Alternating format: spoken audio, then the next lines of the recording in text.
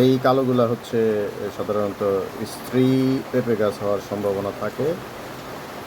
এই পেঁপের মূলত এই উপরের অংশে এখান থেকে এই মাঝামাঝি বা নিচের অংশের যে কালো বীজগুলো আছে এগুলো থেকে স্ত্রী পেঁপে গাছ হওয়ার সম্ভাবনা বেশি থাকে। এজন্য উপরের দিকের যে বীজগুলো আছে এগুলো সংগ্রহ না করাই ভালো, কারণ এগুলো থেকে বেশিরভাগ সময়ই পুরুষ পেঁপে হয়ে থাকে।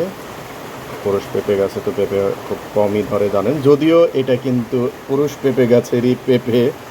তারপরেও যেহেতু সব পুরুষ পেঁপে গাছে তো আর পেঁপে হয় না, হঠাৎ কোনোটাতে হয়। এই মাঝখানের পেঁপের যে বীজগুলো আছে এখান থেকে ধরে এই অংশের বীজগুলো আমরা সংরক্ষণ করব পরবর্তীতে পেঁপে গাছের চারা বানানোর জন্য।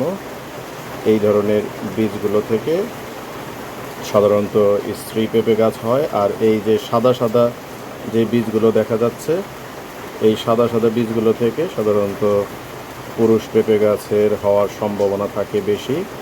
এজন্য আমরা এই বীজই নেব না, এটা বাদ দিয়ে দিব এই পেঁপে। আর এই উপরের অংশ, এখান থেকে উপরের অংশের যে অংশটি আছে এই অংশ আমরা বীজই এখান থেকে সংগ্রহ করব না, কারণ এগুলো থেকে পুরুষ পেঁপে গাছ হওয়ার সম্ভাবনা বেশি থাকে।